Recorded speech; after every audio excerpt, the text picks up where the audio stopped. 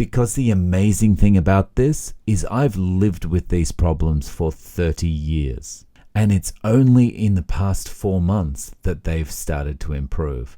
The past 4 months while I've been doing carnivore. I made a video a few days ago about how I had a stroke. And I talked about how carnivore has helped me. Even though the stroke was 30 years ago and I only started carnivore 4 months ago. And I received a lot of comments on this video. And a more common than expected comment that I received was, I had a stroke too, I'm on carnivore, and it's helping me a lot. So I thought I'd do this video to give you a little bit more detail on what happened when I had the stroke, and also to give you more detail about the things that have improved since I've been on carnivore. And I'm calling this video Carnivore Diet Post-Stroke Therapy. And I'll try and tell my backstory in as interesting a way as possible so that you can watch even if you don't have a direct interest in this particular topic. But before we get into it, here's my medical disclaimer.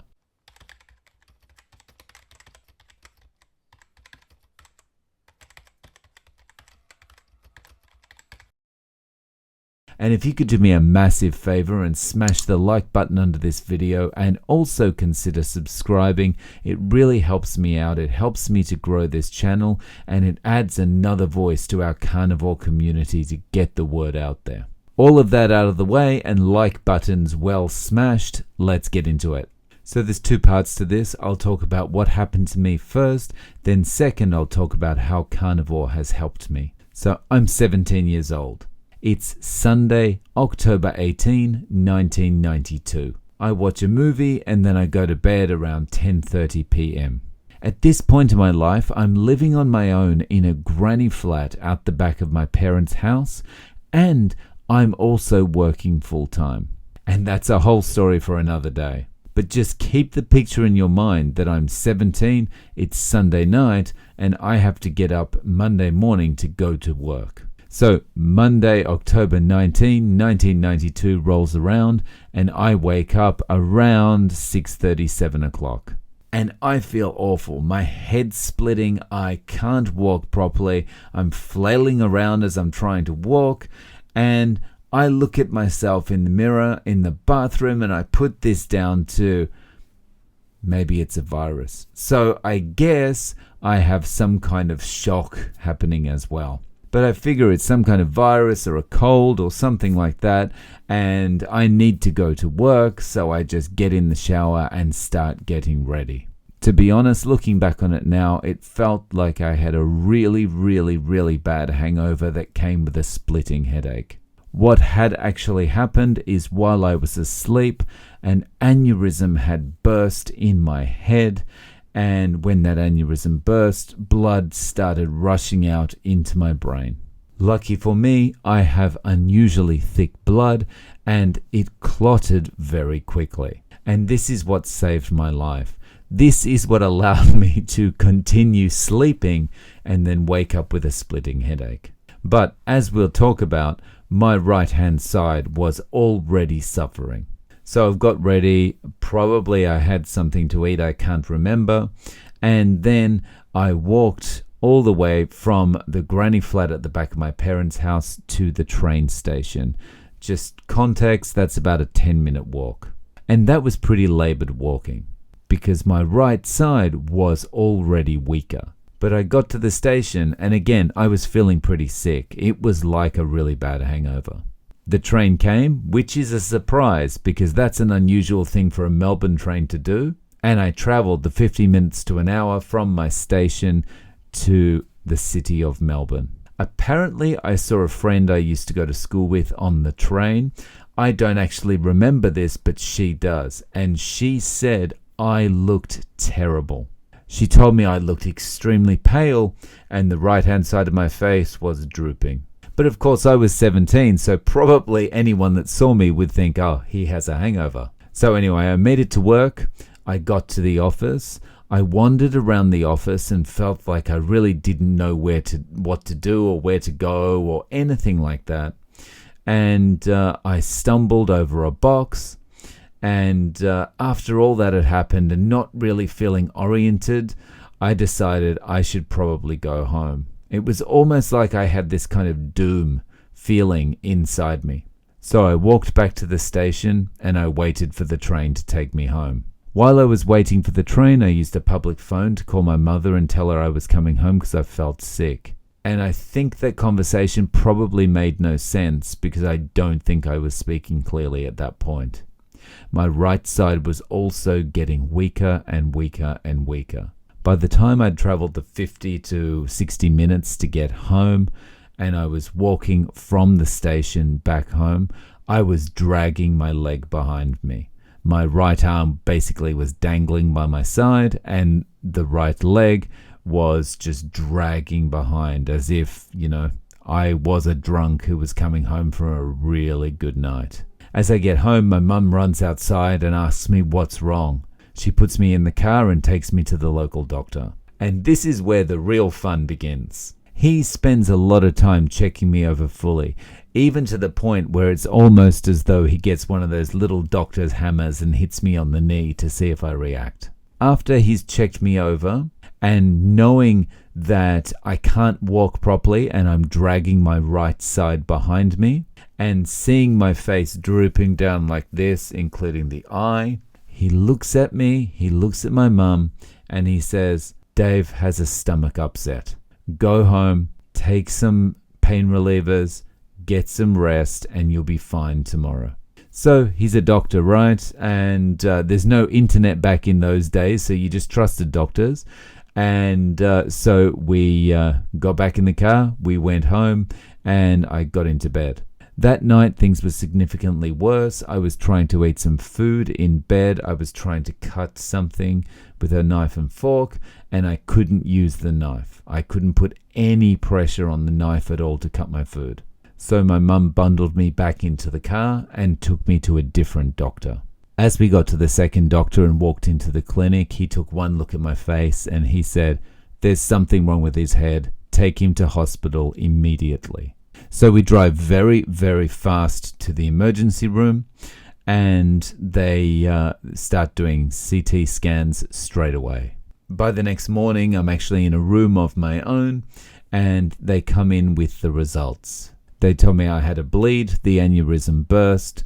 I am told that it's now clotted over and there's no immediate risk, but they're going to have to clip it.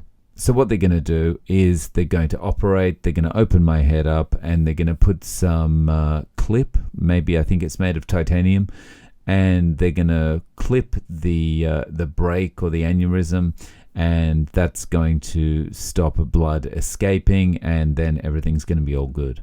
So I can't remember the exact timeline, but I think I was in hospital for a good few months. And they kept pushing my operation day back because my blood had clotted and they knew I wasn't a severe risk. So if someone else came in that needed immediate neuro attention, then they got priority. The scariest thing about this operation is they planned to cut my chest open so they could put me on bypass because they needed to have a better control of how the blood was flowing around my body. So after a few months in hospital, I finally had the operation. I remember that morning quite well, and I remember being wheeled out of the ward, but I don't remember very much after that, so I guess they gassed me pretty quickly. But when I came to, I found out the bad news. They had been unable to fix the break. They'd been unable to occlude the aneurysm. Apparently, once they opened me up, they realized the aneurysm was further away than they had anticipated, and it couldn't be reached without potentially damaging my brain.